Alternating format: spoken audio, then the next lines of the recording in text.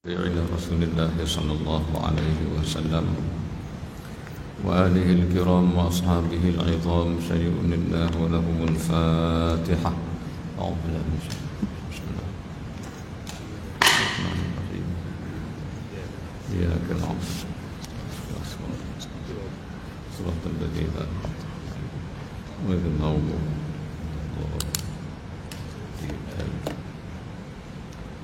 بسم الله الرحمن الرحيم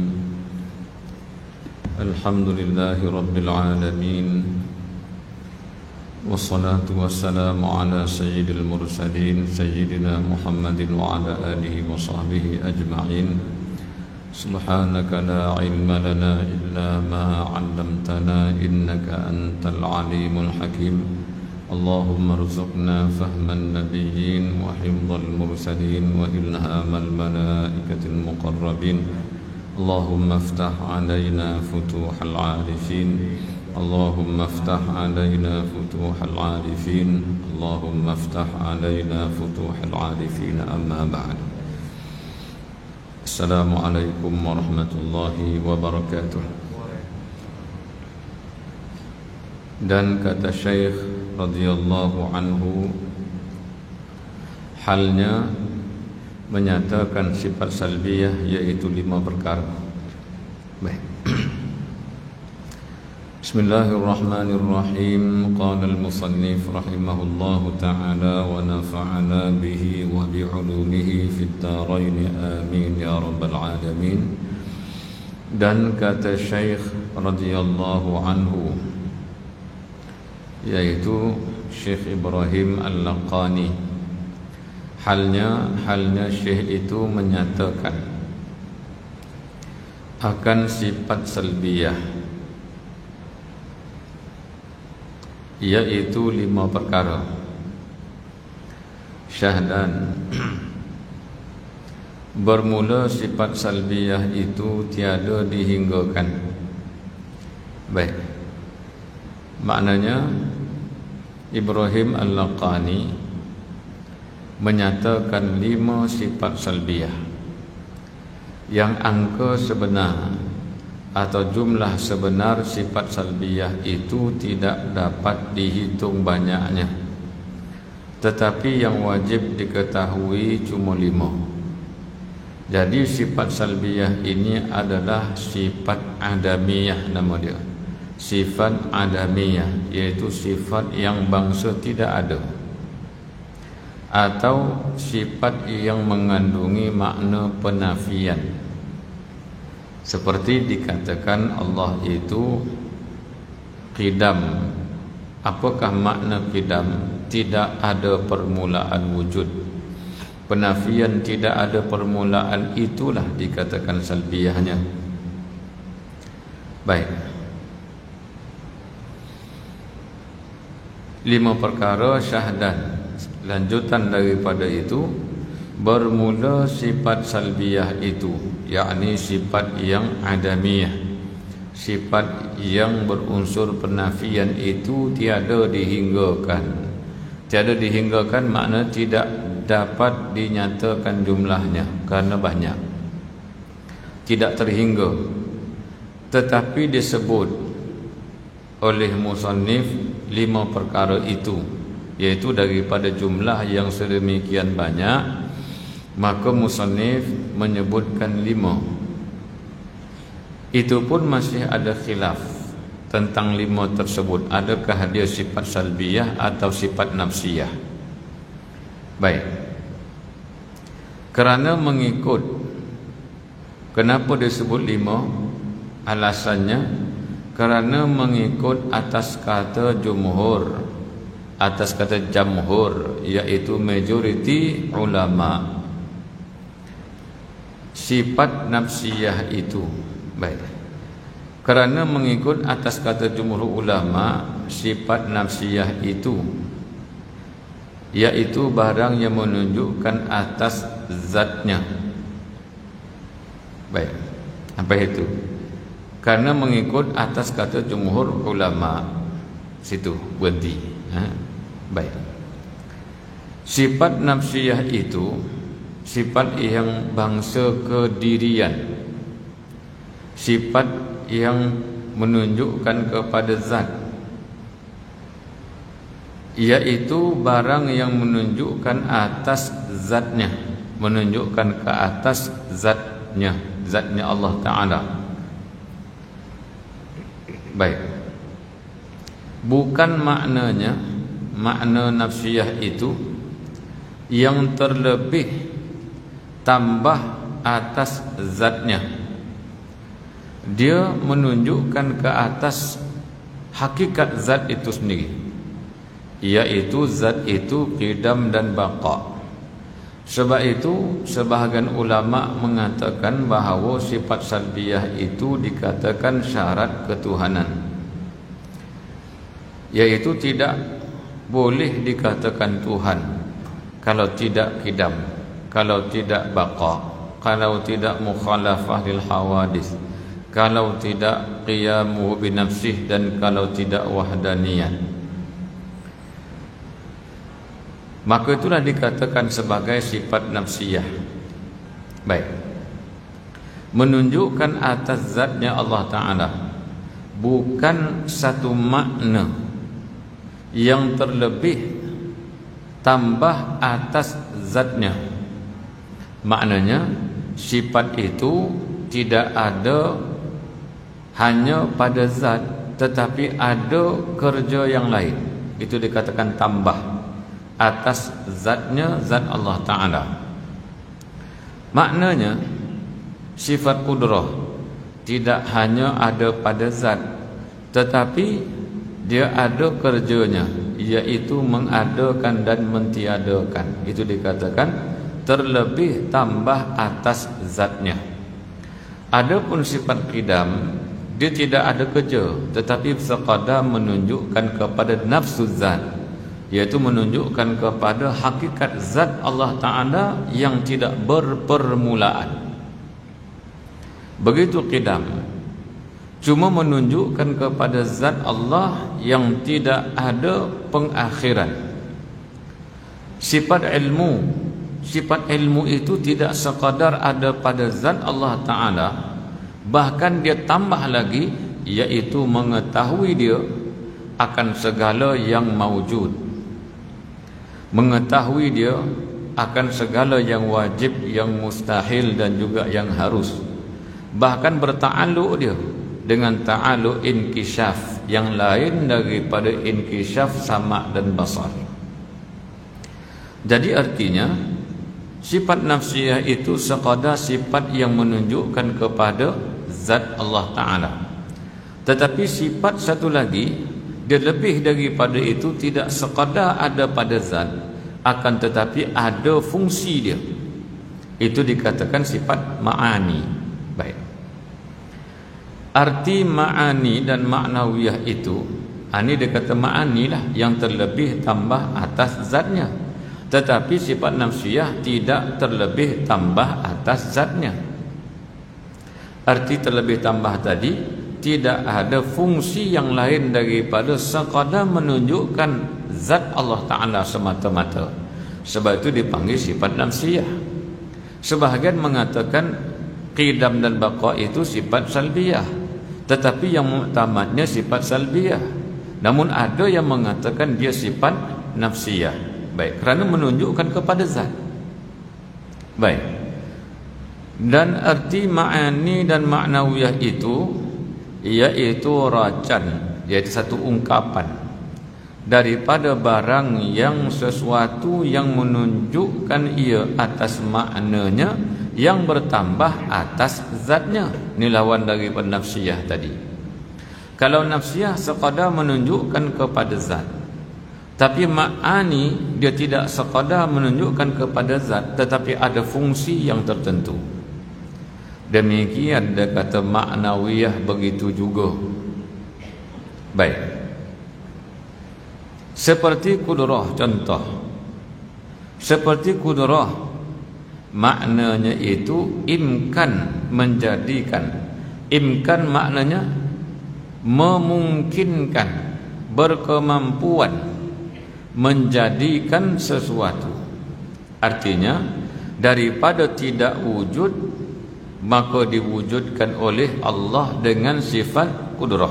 Itu dikata tidak sekadar kudrah itu ada pada zat, tetapi ada lanjutan daripada wujudnya sifat kudrah itu, iaitu mengadakan sesuatu yang tidak ada.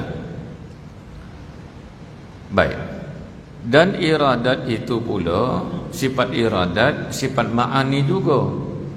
Imkan mentakhsiskan, imkan berkuasa memungkinkan atau berkuasa mentakhsiskan. Mentakhsiskan artinya menentukan keadaan dan rupa dan masa dan sebagainya. Seperti muka kita, seperti badan kita, bentuk kita yang sebegini itu ditentukan oleh iradah Allah. Dan yang menjadikan kita seperti ini adalah kudrah Allah Ta'ala. Maknanya Allah menciptakan kita dengan sifat kudrahnya dan menentukan rupa keadaan masa tinggi rendah kita dengan sifat iradahnya, itu kehendaknya. Sekalian yang mungkin, iaitu asalkan dia mungkin, iaitu harus wujud, maka dita'alluqlah oleh kudrah dan iradat Allah. Maka itulah dikatakan ma'ani. Maka ma'ani yang mengadakan tadi, maka jadilah keadaannya qadiran muridan. Ini contoh yang kita buat dulu, seperti mana buah apple yang berwarna merah. Merah itu adalah ma'aninya. Kemudian kita mengatakan apple itu keadaannya berwarna merah kerana ada merahnya. Keadaan Allah Ta'ala yang menjadikan dan mentiadakan itu dikatakan kerana ada kudrahnya. Demikian keadaan Allah Ta'ala yang menentukan kerana ada iradatnya. Baik. Dengan sebab itu dikatakan tadi, ma'ani sama ma'nawiyah tadi lazim melazimi antara satu sama lain. Yang dikatakan wujudiyah, iaitu yang wujud, yang dapat dilihat, itu ma'ani. Dan fungsinya dipanggil ta'alluq. Maka sifat salbiyah, sifat nafsiyah itu tidak ada fungsinya, melainkan sekadar menunjukkan kepada hakikat zat itu sendiri. Jadi katakan nafsiyah. Sebab itu nafsiyah dan salbiyah tadi sebagian ulama mengatakan dia adalah nafsiyah, yang dikata dia adalah salbiyah. Tetapi muktamadnya adalah salbiyah itulah salbiyah. Nafsiyah cuma wujud. Baik. Dan barang sebagainya daripada contoh-contoh yang lain, ya, daripada kita buat contoh ilmu, sama, basar dan juga kalam. Baik. Pertama dari mana? Pertama daripada sifat salbiyah. Wal qidam kadza baqa'un la yushabu bil adam. Baik. Wal qidam, dan sifat qidam. Dan kedua, kadza seperti mana qidam, baqa'un sifat baqa', la yushabu tidak dicampuri, bil adami dengan ketiadaan. Baik. Kan la yushabu, maknanya la yukhlatu, tidak bercampur. Kalau bercampur artinya ijtima'. Ijtima' artinya terhimpun sekali, itu mustahil. Maknanya tidak terhimpun di antara baharu dan juga yang sedia ada. Tidak terhimpun yang baru ada dan sedia ada. Itu dipanggil la yushabu. Baqa, kekal. Yang kekal dan tidak kekal tidak tercampur sekali di dalam sifat Allah Ta'ala. Baik. Itu dikatakan la yushabu bil adam. Yakni qidam itu menafikan adam. Qidam itu hakikatnya adalah menafikan adam. Itu dikatakan sebagai salbiyah, yaitu penafian. Menafikan ini, ya, menafikan ini disebut juga oleh ulama secara halusnya itu intifa. Intifa bukan makna menafi, maknanya ternafi. Salbiyah dimaknakan dengan insilab. maknanya ternafi juga. Kenapa ulama kita mengatakan sifat salbiyah itu adalah sifat berunsur penafian, tetapi dihaluskan lagi dengan makna ternafi? Karena sebelum daripada wujudnya segala makhluk, siapa yang menafikan sifat yang tidak layak bagi Allah? Siapa yang menafikan Allah itu tidak ada permulaan wujud? Siapa yang menafikan Allah itu kekal, tidak akan binasa? Tidak ada siapa yang menafikan. Oleh kerana tidak ada siapa yang menafikan, kesemuanya itu ternafi dengan sendirinya. Maka ternafi dengan sendirinya itulah dikatakan intifa atau insilab. Salbiyah dengan makna insilab, nafi dengan makna intifa. Baik. Ini ulama kita berhalus. Maknanya apa dia? Ketika adanya kita menafikan Allah itu tidak ada permulaan wujud, Allah itu tidak ada pengakhiran wujud, Allah itu tak sama dengan makhluk. Adakah sebelum kita nafikan perkara itu sabit bagi Allah? Tidak. Sebelum kita ada sekalipun, Allah tetap qidam baqa. Kalau begitu, siapa yang menafikan sifat tidak layak tersebut? Tidak ada yang menafikan, melainkan ternafi dengan sendiri. Maka dalam bahasa Arab, bila ternafi digunakan wazan infa'ala yanfa'ilu infi'al. Jadinya intifa, infi'al, intifa, makna ternafi. Kalau kita mengaji sarab dipanggil benaknya mutawa'ah. Ternafi dengan sendiri, seperti infisah. Infisah makna terfasah, terfasah dengan sendiri. Infiraq makna terpisah dengan sendiri juga. Baik. Jadi di sini memang kita kata menafikan, tetapi maknanya intifa. Baik, kalau kita menghalusi, kalau kita ambil yang ini saja tidak jadi masalah. Kita kata qidam itu menafikan adam, yaitu menafikan tidak wujudnya. Tidak wujudnya siapa? Tidak wujudnya Allah. Dinafikan tidak wujudnya Allah, yang mendahului atas wujudnya Allah. Seolah-olahnya begini, kita mengatakan, kita mengisbatkan Allah bersifat qidam, artinya kita menafikan Allah itu ada permulaan wujud. Itu sahaja. Itu dikatakan adam yang mendahului atas wujud. Atau istilah pengajian ilmu tauhid dipanggil adam sabiq. Adam sabiq. Tu. Ain dal mim sin alif ba qaf. Adam sabiq, yaitu ketiadaan yang mendahului bagi keadaan Allah. Baik. Susah tuan-tuan, tapi senangnya macam ni je dah. Allah itu dia ada sebelum ada sesuatu dan tidak ada permulaan wujud. Kalau kita menafikan Allah itu ada permulaan wujud, maknanya menafikan adam sabiq nama dia. Istilah sahaja, namalah bahasa Arab. Nah, bahasa Melayu, permulaan yang mendahului ketiadaan yang mendahului bagi kewujudan Allah. Yang itu kita nafikan. Yang ada permulaan wujud yang sebelumnya tidak ada tu siapa dia? Makhluk Allah nama dia.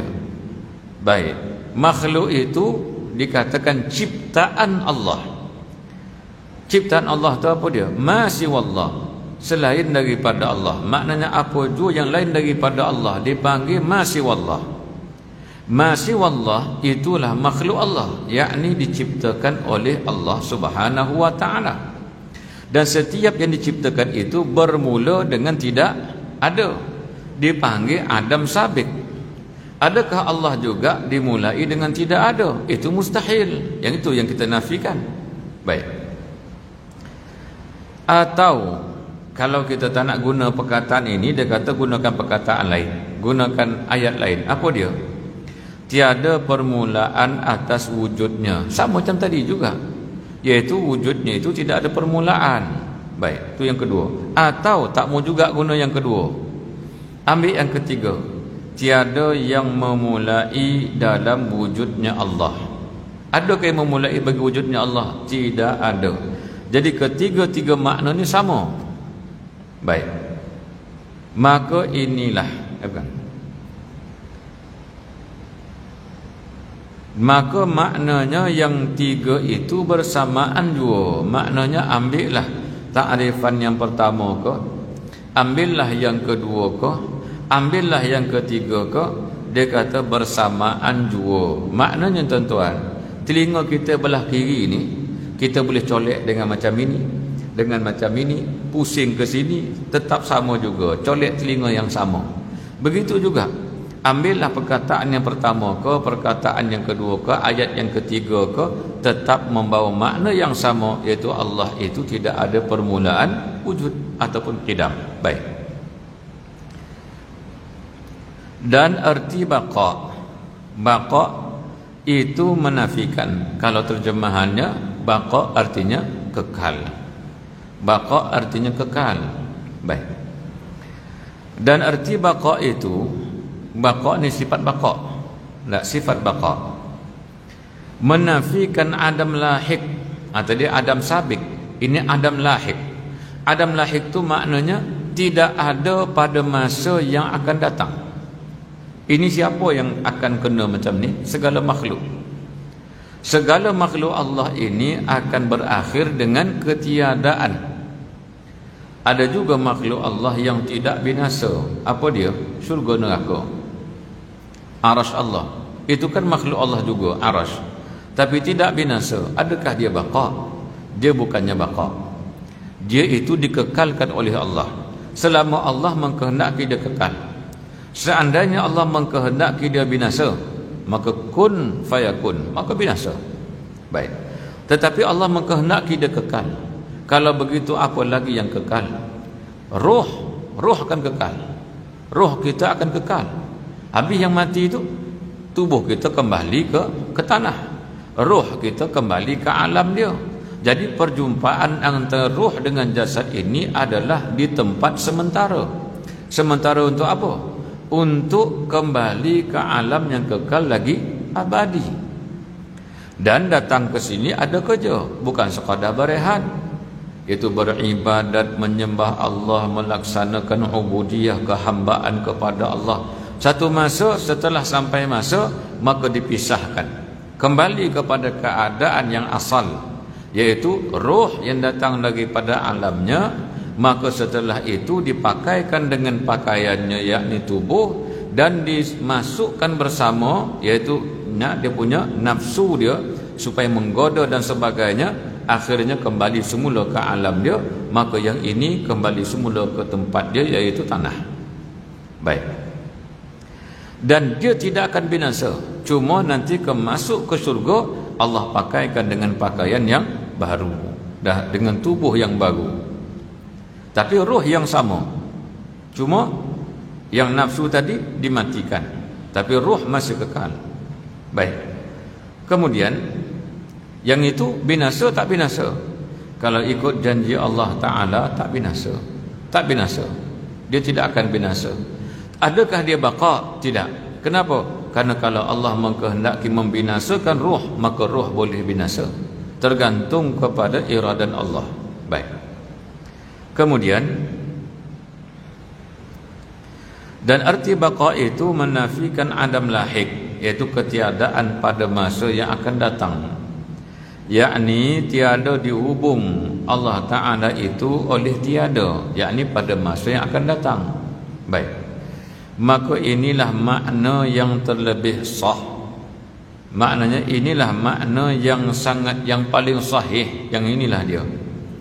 Dan kata setengah ulama, sebagai ulama mengatakan begini, dia bukan makna yang itu, ada makna lain. Apa dia? Arti baqa itu iaitu racan. Racan makna ungkapan.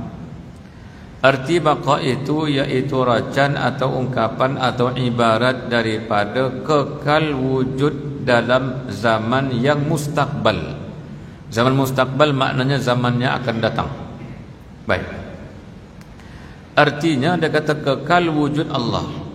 Artinya zat Allah Ta'ala itu tidak akan binasa pada masa yang akan datang. Sebagai ulama mengatakan demikian. Serta tiada kesudahan bagi wujud. Maknanya kewujudan Allah itu tidak ada pengakhirannya. Baik. Maka iaitu yang pendapat ini, ta'rifan yang seperti ini, qaulun yang dhaif, makna pendapat yang lemah, bukan pendapat yang kuat. Yang kuatnya dia kata tadi iaitu tidak dihubungkan oleh adam lahik bagi zat Allah Ta'ala. Itulah makna baqa. Baik, kalau mengatakan zat itu kekal pada zaman yang akan datang dan tidak ada kesudahan bagi wujud Allah, itu adalah ta'rifan menurut pandangan yang tidak kuat. Baik. Dan kata setengah ulama, qidam dan baqa itu iaitu sifat nafsiyah. Dia kata sifat nafsiyah, bukannya sifat salbiyah. Ini satu pandangan, satu pendapat. Baik.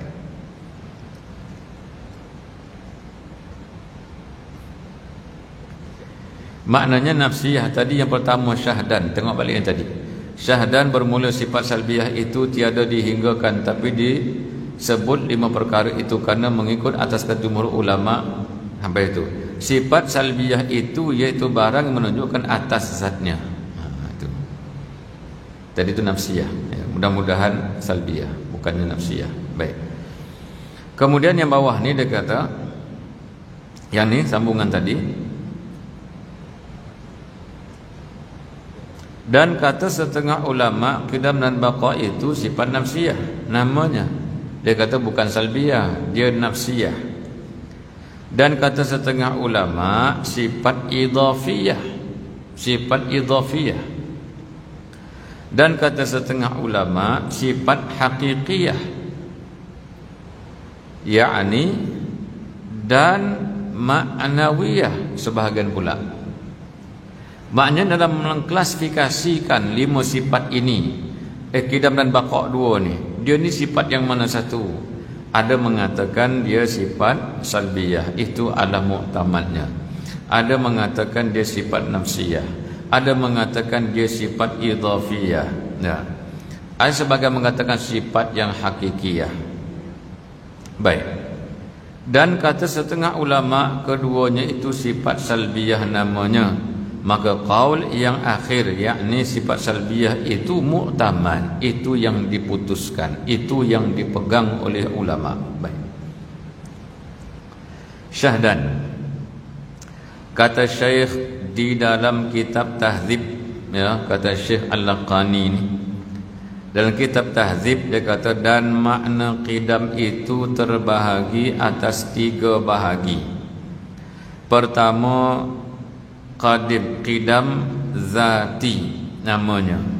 Dan kedua, qidam zamani. Dan ketiga, qidam idhafi. Dia 3. Dia kata pembahagian qidam. Satu, qidam zati, qidam yang hakiki. Yang kedua, qidam yang berbentuk zaman, iaitu tempoh masa, dipanggil qidam zamani. Dan ketiga dinamakan qidam idhafi, iaitu qidam nisbah dahulu kemudian. Baik. Dan arti qidam zati itu, qidam bangsa zat, qidam nisbah zat, iaitu racan satu ibarat daripada wujud yang tiada dahului, tiada didahului oleh yang lainnya. Dia kata didahului lainnya. Kita tambah sikit lah, ya, supaya mudah faham. Yang tiada didahului oleh yang lainnya, makna yang lain tidak mendahului kewujudan Allah Subhanahu wa ta'ala. Itu namanya qidam yang hakiki atau qidam zati, qidam yang sebenar-benar qidam, iaitu tidak ada yang mendahului Allah Ta'ala, melainkan semuanya adalah ciptaan Allah. Arti yang lain, Allah wujud sebelum ada sesuatu. Baik. Kemudian, serta tiada tersandar bagi lainnya. Maknanya tidak disandarkan kepada masa, tidak disandarkan kepada nisbah dulu dan kemudian, tak ada. Maka iaitu qidam zati namanya. iaitu dia semata-mata wujud tanpa disandarkan kepada masa, tanpa dikaitkan dengan masa, kerana penggunaan bahasa Arab iaitu sesuatu yang telah lebih daripada setahun dipanggil qadim. Qadim artinya sifatnya qidam juga, tapi qidam zamani nama dia. Seperti masjid yang kita duduk ni berapa tahun dah? Dia kata ni dah lama dah masjid ni, 50 tahun lebih. Jadi adakah dia qidam? Adakah dia qadim? Menurut bahasa Arab boleh dikatakan qadim. Masjidun qadimun, masjid yang qadim, makna masjid yang lebih setahun dah. Ya. Baik. Itu disandarkan kepada masa. Bagaimana? Lebih setahun. Baik. Seperti kita katakan juga, iaitu antara seseorang dengan bapa dia. Siapa lebih qadim?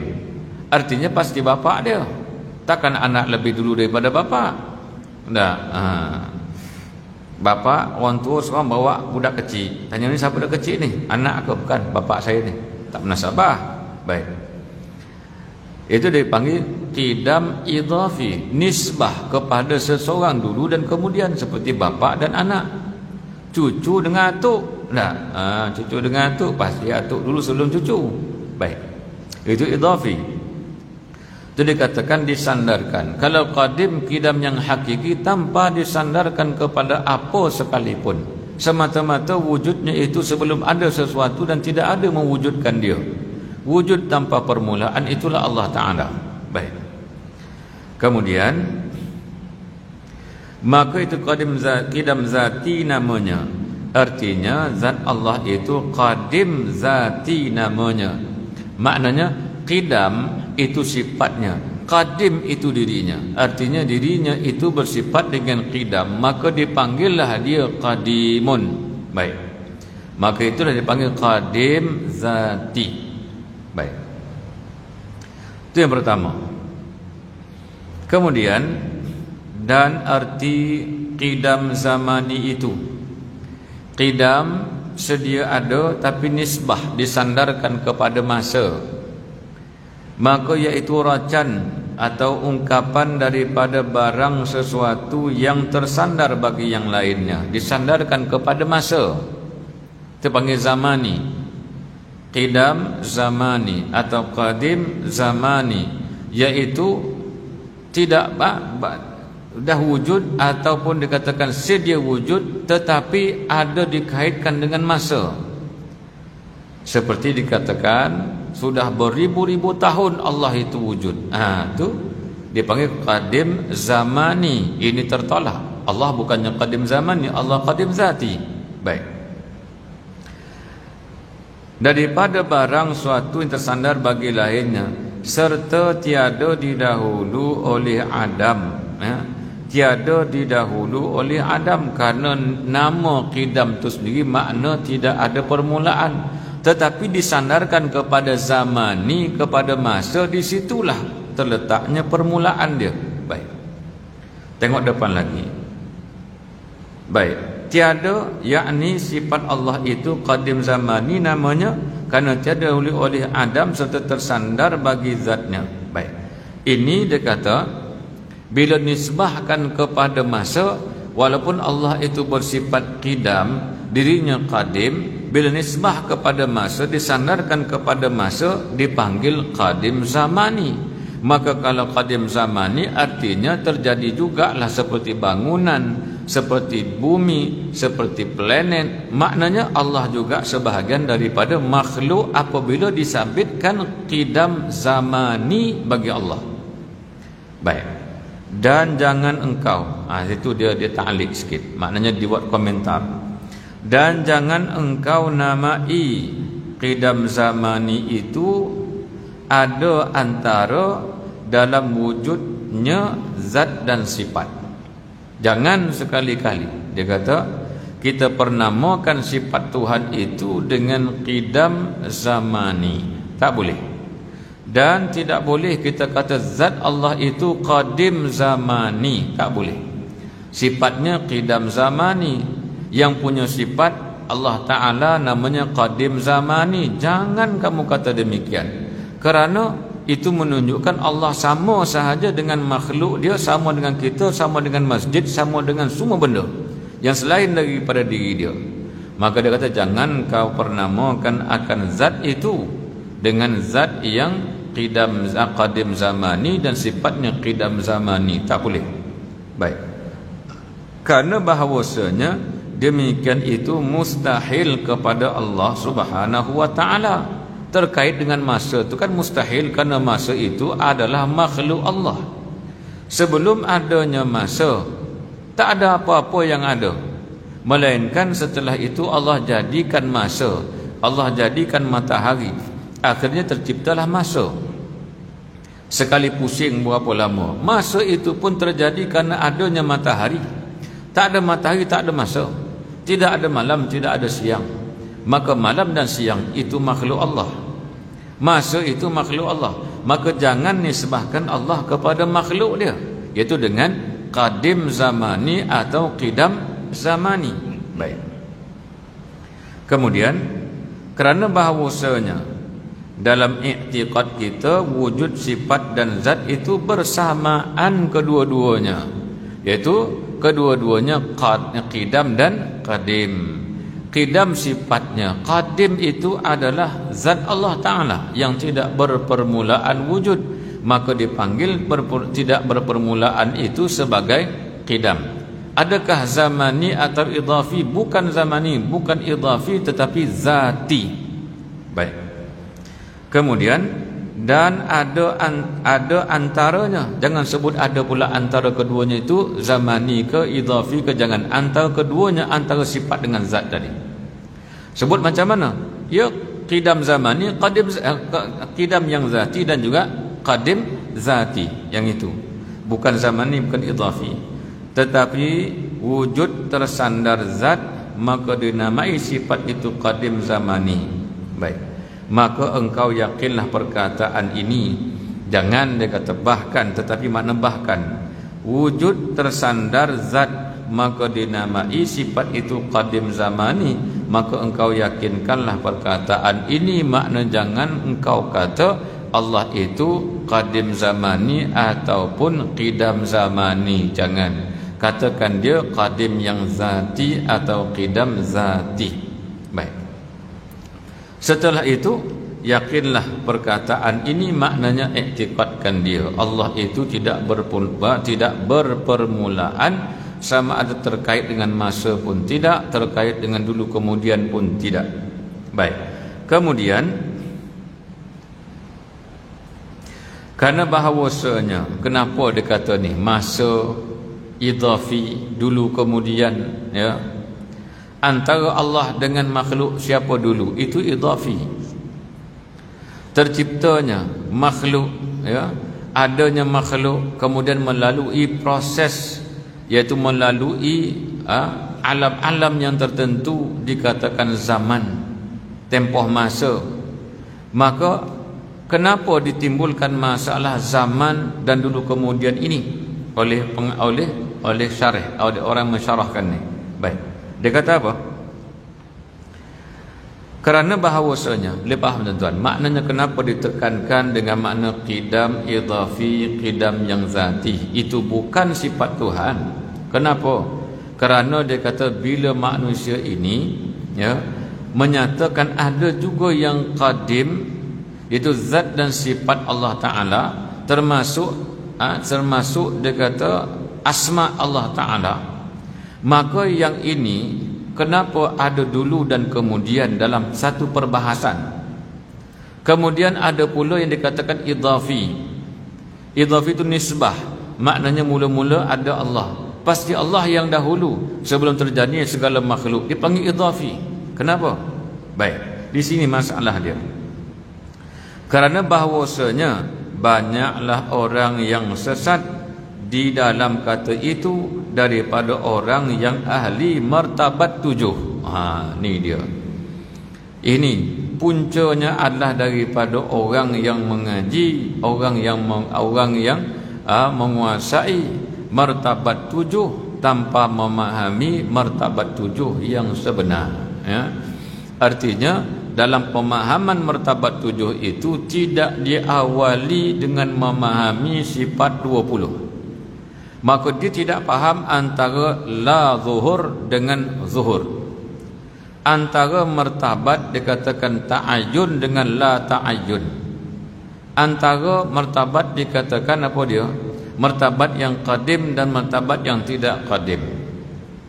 Dan kenapa dikatakan perbahasan zat itu yang mula sekali, iaitu ahadiyah, setelah itu perbahasan sifat, setelah itu perbahasan asma? Adakah menunjukkan kepada zat ada dulu, kemudian baru adanya sifat? Bila zat ada dulu, kemudian adanya sifat, itu berarti zamani dan idhafi. Karena salah dalam memahami masalah, iaitu martabat ahadiyah wahdah, ahadiyah wahdah, wahidiyah, ahadiyah wahdah dan ahadiyah wahdah dan wahidiyah. Silap dalam memahami itu. Antara la ta'ayyun, ta'ayyun awal, ta'ayyun tsani. Daripada silap memahami tersebutlah maka jadilah dia masalah qidam idhafi, qidam zamani. Walhal masalah itu tidak terkait dengan zaman, tidak terkait dengan idhafi, tak ada terkait. Karena manusia membahaskan tidak boleh membahaskan sekali sebut habis 3 kena sekali, tak boleh.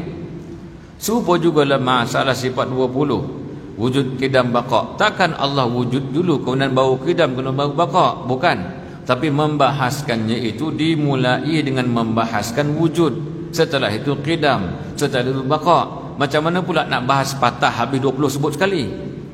Begitu juga martabat 7. Bila orang tidak memahami sifat 20 dan tidak memahami martabat 7, maka jadilah dia mengatakan bahawasanya Nur Muhammad itu qadim ataupun qidam. Ya, masalah ini yang banyak ditekankan, sehingga ada di kalangan ulama kita, ulama usuluddin, yang mengatakan sesat orang yang mengkaji martabat 7. Baik. Tidak sesat. Dia adalah simpulan atau ringkasan daripada sifat 20. Tetapi bila tidak memahami sifat 20 inilah yang menjadi masalahnya, sehingga mengatakan habis semua qidam berlaku. Baik. Dan ada pula tempoh-tempoh dia. Mula-mula timbul zat, setelah itu timbul sifat. Seolah-olahnya seperti mana pen yang ditekan di atas kertas maka menghasilkan tulisan yang tertentu. Mula-mula dia kata setitik dakwat di atas kertas, setelah itu tarik jadi huruf alif. Sebelum adanya alif, dia cuma setitik dakwat. Jadi dakwat itu pun ada dalam pena penulis, walhal tidak ada tulisan lagi. Jadi macam mana timbul tulisan? Setelah pen diletakkan atas kertas, maka berlakulah satu titik. Satu titik itu boleh jadi apa dia? Macam-macam boleh jadi. Maka ditarik panjang ke bawah, dipanggil alif. Begitu dia kata masalah wujudnya zat itu sendiri. Dalam zat itu adanya sifat, adanya asma. Setelah lama maka timbullah sifatnya. Setelah lama maka timbullah asma'nya. Ini perbahasan qadim idhafi dengan qadim zamani. Tetapi yang itu dikatakan martabat 3 itu martabat yang qadim. Tidak ada kemudian, tidak ada awal wujud. Cuma perbahasannya didahului oleh ahadiyah, wahdah dan wahidiyah. Itu sahaja.